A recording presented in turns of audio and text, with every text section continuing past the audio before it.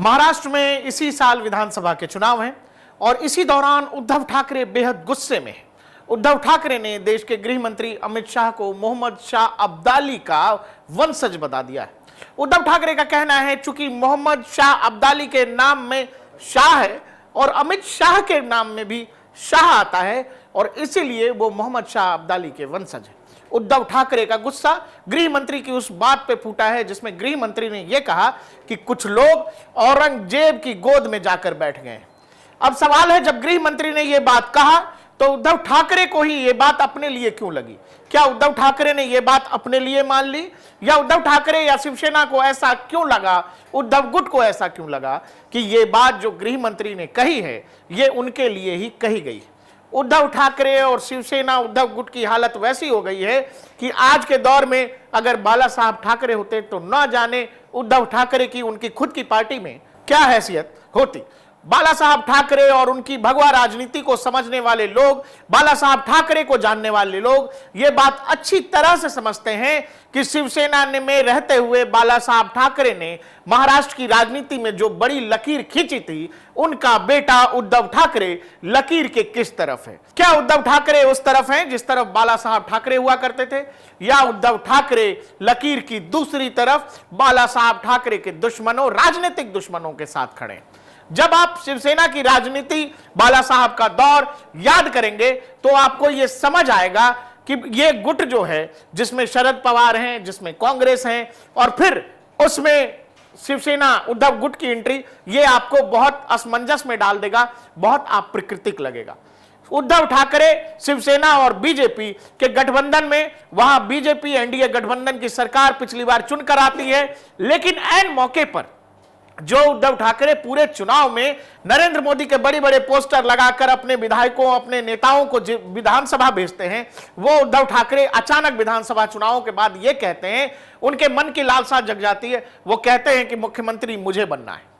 और मुख्यमंत्री बनने की लालच में उद्धव ठाकरे ने एक धर्म से जुड़ा गठबंधन कह लीजिए या एक स्वाभाविक गठबंधन कह लीजिए, वो गठबंधन जो हिंदुत्व जिसका आधार था, जिसका आधार सनातन था, जिसका आधार भगवा था, वो गठबंधन से तोड़कर ये उस तरफ चले गए जिसमें आजीवन बाला साहब ठाकरे जिन ताकतों के खिलाफ लड़ते चले गए, बाला साहब ठाकरे का बेटा उन ताकतों के साथ जाकर खड़ा हो गया। बाला साहब ठाकरे, उनके हिंदुत्व की राजनीति जब आप देखेंगे, समझेंगे और हम सबको याद है, तो आपको यह समझ आएगा कि उद्धव ठाकरे कहीं से भी अपने पिता के रास्ते पर नहीं है, पिता के बताए गए रास्ते पर कहीं से भी नहीं है।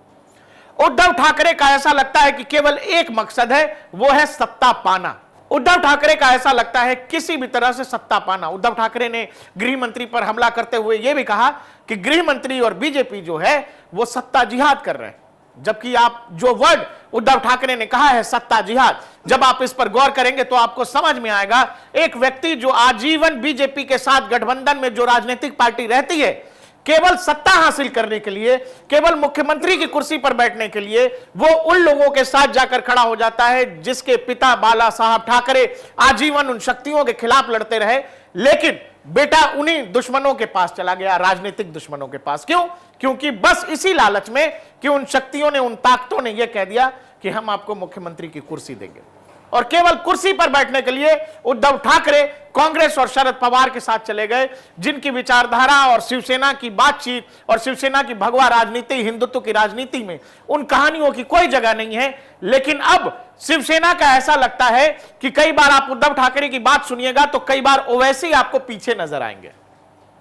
जब आप उद्धव ठाकरे और शिवसेना या संजय राउत, यह व्यक्ति जो है ये बहुत बड़ा आप कह लीजिए कहानी लिखने वाला शिवसेना के अंदर, उद्धव ठाकरे के बारे में कहा जाता है कि जो कुछ संजय रावत कहते हैं वो उतना ही उद्धव ठाकरे करते हैं। और शिवसेना उद्धव गुट की पिछले दिनों जो भी हालत हुई है, वो चाहे उनसे उनका सिंबल छिन जाना हो, उनके विधायकों का अयोग्य साबित हो जाना हो, सरकार चली जानी हो, मुख्यमंत्री आवास खाली करना हो, यह सब कहानी जो है उसमें इस आदमी के बड़बोलेपन की सबसे बड़ी कहानी। जेल भी जा चुके हैं, लेकिन उद्धव ठाकरे को यह सब समझ नहीं आ रहा है। वो हिंदुत्व की राजनीति, भगवा राजनीति से इतनी दूर निकल चुके हैं कि उनकी वापसी अब नामुमकिन है। उद्धव ठाकरे कहते हैं कि बीजेपी ने कश्मीर में महबूबा मुफ्ती से दोस्ती कर ली थी,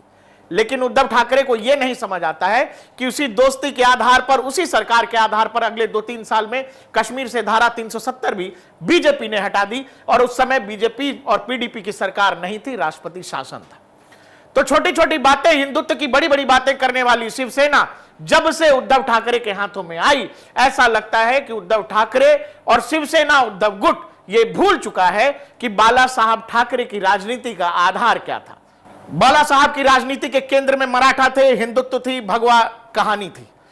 रामायण था, महाभारत था। लेकिन उद्धव ठाकरे की कहानी में ऐसा लगता है जैसे इस्लामीकरण नए चैप्टर के साथ आ गया है, और उद्धव ठाकरे ओवैसी से ज्यादा बड़े मुस्लिम नेता बनने की कोशिश कर रहे हैं। और ऐसी महाराष्ट्र की राजनीति में शिवसेना के नेताओं द्वारा होना, यह महाराष्ट्र की राजनीति में बिल्कुल नई और आश्चर्यजनक बात है। और कुछ लोग इस वजह से ज्यादा तकलीफ में हैं कि उद्धव ठाकरे बाला साहब की कहानी को आगे ऊपर लेकर जा सकते थे, लेकिन अब वो उस तरफ खड़े हैं जिस तरफ जिन ताकतों से आजीवन बाला साहब ठाकरे लड़ते रहे।